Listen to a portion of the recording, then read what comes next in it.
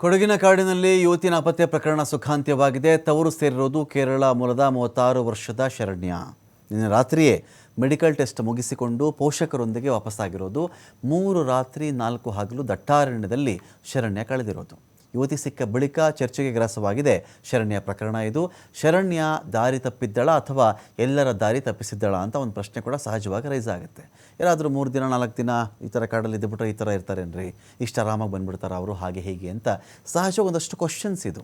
ಯಾಕೆ ಅನುಮಾನ ಅಂತ ನೋಡಿದ್ರೆ 3 ದಿನ ಏನೂ ತಿನ್ನದೆ ಬಳಲಿಕೆನೇ ಇಲ್ಲದೆ ಈ ಥರ ಇರೋಕ್ಕಾಗತ್ತಾ?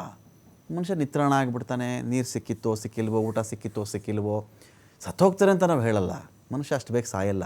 ಆದರೆ ನಿತ್ರಾಣ ಆಗ್ತಾನವನು, ಡಿಹೈಡ್ರೇಷನ್ಗೆ ಒಳಗಾಗ್ಬಿಡ್ತಾನವನು. ಆಹಾರ ಇಲ್ಲದರೆ ಗತಿ ಏನು ಅಂತ ಒಂದು ಪ್ರಶ್ನೆ ಇದೆ ಇಲ್ಲಿ. ಬಿಸ್ಕತ್ತು ನೀರು ಸೇವಿಸ್ಕೊಂಡೇ ಜೀವಿಸ್ಬಿಟ್ಟಿದ್ದೆ ಅಂತ ಯುವತಿ ಹೇಳ್ತಿರೋದು. ಬರೀ ನಾನು ಬಿಸ್ಕತ್ ತಿಂದೆ, ನೀರು ಕುಡಿದೆ ಅಷ್ಟೇ, ನಾನು ಇನ್ನೇನು ತಿಂದಿಲ್ಲ ಅಂತ.